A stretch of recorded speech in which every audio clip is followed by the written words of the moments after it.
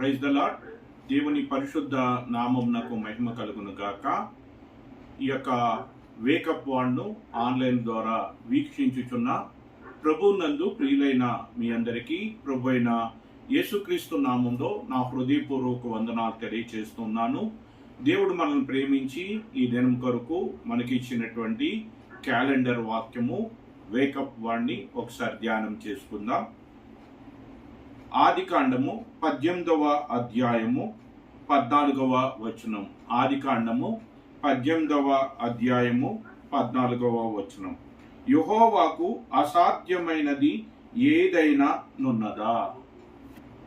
అబ్రహాము శారా యొద్దకు దేవుని చేత పంపబడినటువంటి దేవదూతలు మనుష్య రూపమును ధరించి మరి అబ్రహాము దగ్గరికి శారా దగ్గరికి వచ్చినప్పుడు వారు అబ్రహాముకి శారాకి వారికి ఉన్నటువంటి లోటును బట్టి వారు మరి దేవుని వాగ్దానం కొరకు కనిపెడుతూ ఉన్నప్పుడు ఆ వాగ్దాన నెరవేర్పు జరగబోయేటువంటి సమయము ఆసన్నమైనది కాబట్టి మీరు మరి దేవుని యందు ఇంకనూ మీ విశ్వాసాన్ని కొనసాగించండి అనేటువంటి రీతిగా దేవుడు వారికి చేసినటువంటి వాగ్దానాన్ని నెరవేర్చబోతున్నాడు అనేటువంటి విషయాన్ని తెలియచేసినప్పుడు మరి శారా ఆ యొక్క సందర్భంలో మరి ఏం చేసింది అంటే ఆదికాండము 18వ అధ్యాయము 11వ వచనంలో అబ్రహామును శారాయు బహుకాలము గడిచిన వృద్ధులై ఉండిరి.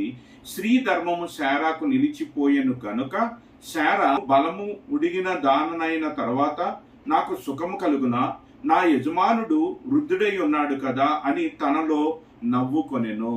అంటే ఈ యొక్క దేవదూతలు మనుష్య రూపమును ధరించి అబ్రహాము దగ్గరికి శారా దగ్గరకు వచ్చి దేవుడు వారికి చేసినటువంటి ప్రమాణము చొప్పున నీకొక కుమారుడిని అనుగ్రహిస్తాను అని దేవుడు ఏ వాగ్దానమునైతే అబ్రహాముకు అనుగ్రహిస్తూ వచ్చాడో ఆ వాగ్దానమును దేవుడు నెరవేర్చబోతూ ఉన్నాడు అని తెలియచేసినప్పుడు మరి శారా తనకున్నటువంటి స్థితిని బట్టి, అంటే తాను వృద్ధాప్యంలో ఉన్నది కనుక, తాను మృతతుల్యమైనటువంటి దేహంతో ఉన్నది కనుక, అంతేకాకుండా తన యొక్క స్త్రీ ధర్మము నిలిచిపోయింది కనుక ఇటువంటి పరిస్థితుల్లో నేను గర్భం ధరించుట అసాధ్యము, నాకు కుమారుడు అనుగ్రహింపబడుట అసాధ్యము అని తనలో తాను అనుకొనిచున్నప్పుడు ఆ యొక్క దేవదూత మరి శారాను అడుగుతున్నటువంటి ప్రశ్న ఏమిటి అంటే, యెహోవాకు అసాధ్యమైనది ఏదైనా ఉన్నదా? దేవునికి అసాధ్యమైనది ఏది కూడా లేదు. ఈ యొక్క ప్రశ్నకు సమాధానము ప్రభువైన యేసుక్రీస్తు చెప్పినటువంటి మాట మార్కు రాసినటువంటి సువార్త 10వ అధ్యాయము 27వ వచనాన్ని మనం చూచినట్లయితే ప్రభువైన యేసుక్రీస్తు ఈ రీతిగా మరి తెలియచేస్తూ ఉన్నారు. మనుషులకు అసాధ్యమే, ఇది మనుషులకు అసాధ్యమే, కానీ దేవునికి అసాధ్యము కాదు, దేవునికి సమస్తము సాధ్యమే. దేవునికి సమస్తము సాధ్యమే. దేవునికి అసాధ్యమైనటువంటిది ఏది కూడా లేనే లేదు.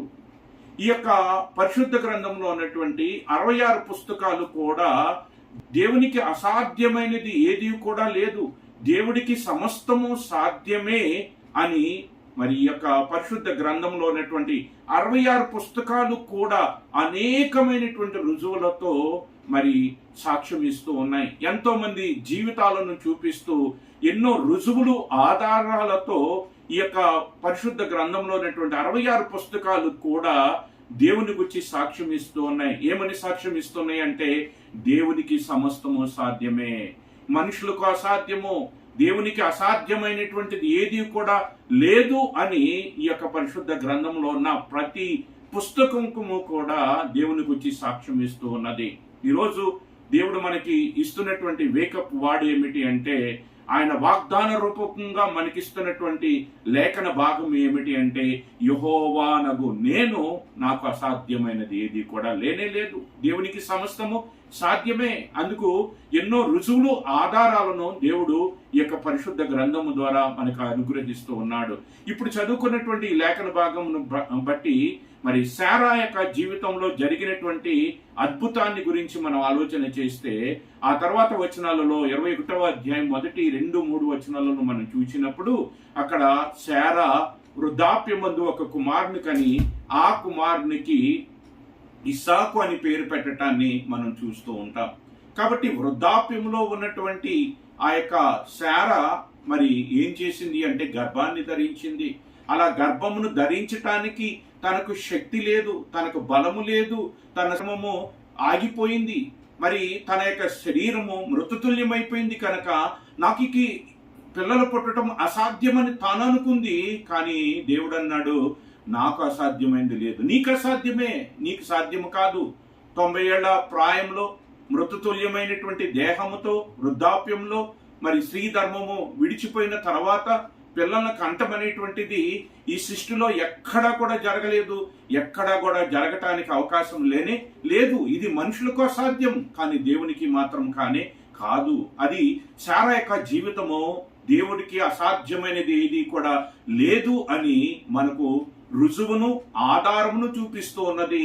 అంతేకాదు ఆ యొక్క దేవుడు అసాధ్యమైనటువంటి వాడు, దేవునికి సమస్తము సాధ్యమే అనేటువంటి విషయము శారా యొక్క జీవితము మనకు ఒక సాక్ష్యముగా కనబడుతూ ఉన్నది. అంత మాత్రమే కాదు, మరి నూతన నిబంధనలోనికి వచ్చినట్లయితే మరి 6వ నెలలో గబ్రియేలు దేవదూత దావీదు యొక్క వంశంలో పుట్టినటువంటి యేసేపునకు ప్రదానము చేయబడినటువంటి మరియ అనేటువంటి కన్యక దగ్గరకు పంపబడటాన్ని లూకా రాసిన సువార్త 1వ అధ్యాయము 26వ వచనం నుంచి మనం చూడగలం. ఆ యొక్క గాబ్రియేలు దేవదూత మరియ యొద్దకు పంపబడిన తర్వాత మరియతో చెప్పినటువంటి మాట ఏమిటి అంటే, దయాప్రాప్తురాలా, నీకు శుభము, నీవు గర్భమును ధరించి కుమారుని కనబోతూ ఉన్నావు. ఆ యొక్క కుమారుడు పెద్దవాడై సర్వోన్నతుని యొక్క దేవుని కుమారుడని పిలువబడతాడు.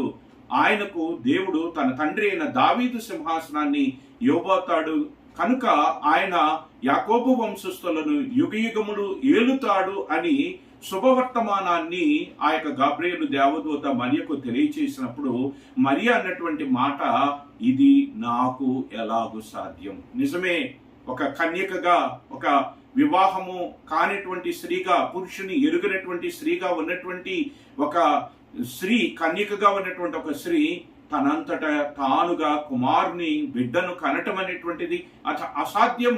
కానీ దేవునికి అసాధ్యము కాదు, దేవునికి సమస్తము సాధ్యమే అని చెప్పటానికి కన్యక అయినటువంటి మరియ యొక్క గర్భము ద్వారా లోకానికి పంపబడినటువంటి ప్రభువు అయిన యేసుక్రీస్తు యొక్క జననము ఒక రుజువుగా, ఒక సాక్ష్యముగా ఉన్నది. దేవునికి అసాధ్యమైనది లేదు, మనుషులకు అసాధ్యము, కానీ దేవునికి అసాధ్యమైనది లేదు. మృతతుల్యురాలైనటువంటి శారా యొక్క గర్భమును తెరిచినటువంటి దేవుడు, వివాహము కాకుండా కన్యకగా ఉన్నటువంటి మరియ యొక్క గర్భమును తెరిచినటువంటి దేవుడికి అసాధ్యమైనది ఏదైనా ఉన్నదా? అంత మాత్రమే కాదు, ప్రతి పుస్తకములో ఉన్నటువంటి వచనములు అన్నీ కూడా దేవుడికి అసాధ్యమైనది ఏది కూడా లేదు. దేవుడికి సమస్తము సాధ్యమే, మనుషులకు అసాధ్యమే, కానీ దేవునికి అసాధ్యమైనటువంటిది ఏది కూడా లేదు అని రుజువుపరుస్తూ వస్తూ ఉన్నాయి. అనేక రుజువులను ఆధారాలతో మనకు చూపిస్తూ ఉన్నాయి. మరి నూతన నిబంధనలోనే మరొక సంఘటనలో, మరొక సందర్భాన్ని గురించి మనం ఆలోచించినట్లయితే, ప్రభు ఎంతో ప్రేమించినటువంటి లాజరు చనిపోయినటువంటి లాజరు సమాధిలో పెట్టబడి 4 రోజులైంది. 4 రోజులైన తర్వాత ప్రభు అయిన యేసుక్రీస్తు ఆ యొక్క లాజరు ఉన్నటువంటి సమాధి దగ్గరకు వెళ్ళినప్పుడు, ఆ సమాధికి మరి ఎదురుగా పెద్ద రాయి దొర్లించబడి ఉన్నప్పుడు, ఆ రాయిని దొర్లించమని ప్రభు చెప్పినప్పుడు, మరి ఆ యొక్క లాజరు యొక్క సహోదరి చెప్పినటువంటి మాట, ప్రభువా ఇప్పటికి 4 దినములు అయ్యింది, ఒకవేళ ఇప్పుడు ఆ రాయి దొర్లించినట్లయితే ఆ సమాధిలో ఉన్నటువంటి నా తమ్ముడైనటువంటి లాజరు చనిపోయాడు, మురిగిపోయాడు, దేహము కుళ్ళిపోయింది, కాబట్టి వాసన భయంకరంగా వస్తుంది, ఆ వాసన మనం భరించలేము అని చెప్పినప్పుడు ప్రభువైన యేసుక్రీస్తు, నీవు నమ్మిక ఉంచినట్లయితే దేవుని గొప్ప కార్యాలు నీవు చూస్తావు అని చెప్పి, మరి తను మాట మాత్రము సెలవిచ్చటం తోడనే ఆ యొక్క మురిగిపోయినటువంటి లాజరు, కుళ్ళిపోయినటువంటి లాజరు, ప్రేత వస్త్రములతో కట్టబడినటువంటి లాజరు సజీవుడై తిరిగి లేచాడు. మనుషులకు ఇది అసాధ్యం, చనిపోయినటువంటి ఒక వ్యక్తిని బ్రతికించటమే అసాధ్యము, పైగా దేహము మురిగిపోయి కుళ్ళిపోయి వాసన కొట్టేటువంటి పరిస్థితుల్లో ఉన్నటువంటి ఆ దేహములో నుండి జీవాన్ని, ఆ దేహాన్ని మరలా సజీవంగా మార్చటం అది మనుషులకు అసాధ్యం. పోయిన ప్రాణాన్ని తిరిగి ఆ దేహంలోనికి తీసుకురావటం, ఆ పాడైపోయినటువంటి దేహము, కుళ్ళిపోయినటువంటి దేహం, వాసన కొట్టేటువంటి దేహాన్ని మళ్ళీ మంచి దేహముగా మార్చటము మనుషులకు అసాధ్యము. కానీ దేవునికి ఇది సాధ్యమే. దేవునికి అసాధ్యమైనది ఏదీ లేదు. ఇంకా ఈ రీతిగా మాట్లాడుకుంటూ వెళితే ఎన్నో విషయాలు, ఒకటి కాదు, రెండు కాదు, వేల కొలది, లక్షల కొలది విషయాలు ఈ పరిశుద్ధ గ్రంథంలో దేవునికి అసాధ్యమైనది ఏది కూడా లేదు అని రుజువుపరుస్తూ ఉన్నాయి, ఆధారాలతో మనకు సాక్ష్యం ఇస్తూ ఉన్నాయి. కాబట్టి ఈ దినము ఎంతమంది అయితే ఆన్లైన్ ద్వారా ఈ యొక్క వేకప్ వాడిని వీక్షిస్తున్నారో ప్రియులారా, ఒక్కసారి ఆలోచించండి. ఈరోజు నీకున్న సమస్య ఏదో, నీకున్నటువంటి ఇబ్బంది ఏదో, అది నీకు అసాధ్యం, కానీ దేవునికి కాదు. దేవునికి సమస్తము సాధ్యమే. నీకున్నటువంటి రోగము నీకు తీసివేయట నీకు అసాధ్యం, డాక్టర్లకు అసాధ్యం, కానీ దేవుడికి కాదు. నీకున్నటువంటి ఆర్థిక పరమైనటువంటి పరిస్థితులను మార్చుకొనుట నీకు అసాధ్యం, కానీ దేవునికి అసాధ్యము కాదు. దేవుడు ఏదైనాను చేయగలిగిన వాడు, అగ్నిగుండాలను మార్చగలిగినటువంటి వాడు. బండలో నుండి ఏ మాత్రము నీరు ఉండటానికి అవకాశం లేని బండలో నుండి 25 లక్షల మందికి నీరిచ్చినటువంటి వాడు. ఆయనకు అసాధ్యమైనది ఏది కూడా లేనే లేదు. ఆయన యందు నమ్మిక ఉంచినట్లయితే, ఆయన యందు విశ్వాసం ఉంచినట్లయితే నీ పరిస్థితిని మార్చగలడు. నీకున్నటువంటి స్థితిగతులను ఆయన మార్చగలడు. మురిగిపోయిన లాజరును బ్రతికించినటువంటి వాడు, మృతతుల్యమైనటువంటి శారా యొక్క గర్భమును తెరిచినటువంటి వాడు, కన్యకగా ఉన్నటువంటి మరియ గర్భము ద్వారా లోకమంతటిని రక్షించగలిగినటువంటి ప్రభువైన యేసుక్రీస్తును లోకమునకు పరిచయం చేసినటువంటి వాడు. ఆయనకు అసాధ్యమైనది ఏది కూడా లేనే లేదు. ఈరోజు నీ యొక్క పరిస్థితిని, నా యొక్క పరిస్థితిని, మన పరిస్థితిని ఆయన మార్చగలిగినటువంటి వాడు.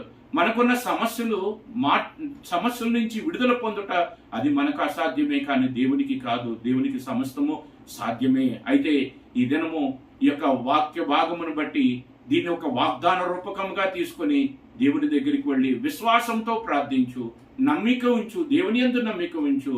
ఆయన యందు నమ్మిక ఉంచినట్లయితే ఆయనకు అసాధ్యమైనది ఏదు లేదు అనేటువంటి ఈ వాగ్దానంను మన జీవితాల్లో ఆయన నెరవేర్చడానికి ఆయన ఎంతో ఇష్టపడుతూ ఉన్నాడు. ఈరోజు మనం చేయవలసింది ఏమిటి అంటే దేవుని వైపు చూడాలి. దేవునికి అసాధ్యమైనది ఏది లేదని విశ్వసించాలి, నమ్మిక ఉంచాలి. మనం చూడవలసింది దేవుణ్ణే కానీ సమస్యలను కాదు. సమస్యల నుంచి విడిపించగల దేవుణ్ణి చూడండి, సమస్యల్ని కాదు.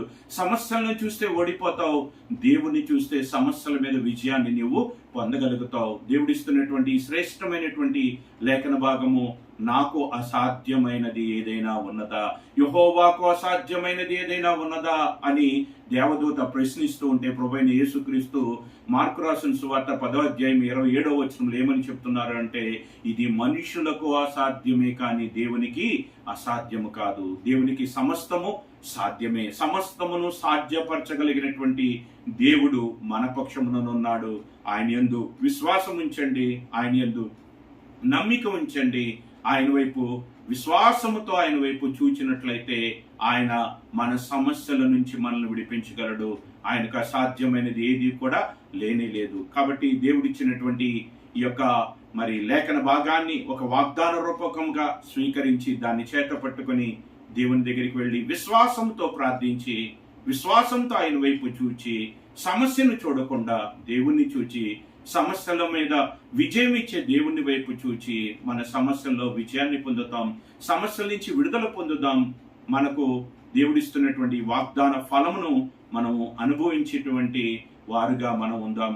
అలా మనం ఉండాలని కోరుకుంటూ దేవుడు ఈ దినము కొరకు మనకిచ్చినటువంటి వేకప్ వర్డ్ ఏమిటి అంటే, ఆదికాండము 18వ అధ్యాయము 14వ వచనం, యెహోవా నాకు అసాధ్యమైనది ఏదైనా ఉన్నదా, ఆయనకు అసాధ్యమైనది ఏదీ లేదు. దేవుడి యొక్క లేఖన భాగములను మన యొక్క వినికిడిలో దీవించి ఈ వాక్యపు వాగ్దాన ఫలమును మనము అనుభవించినట్లుగా దేవుడు తన కృపను మనందరికీ అనుగ్రహించును గాక.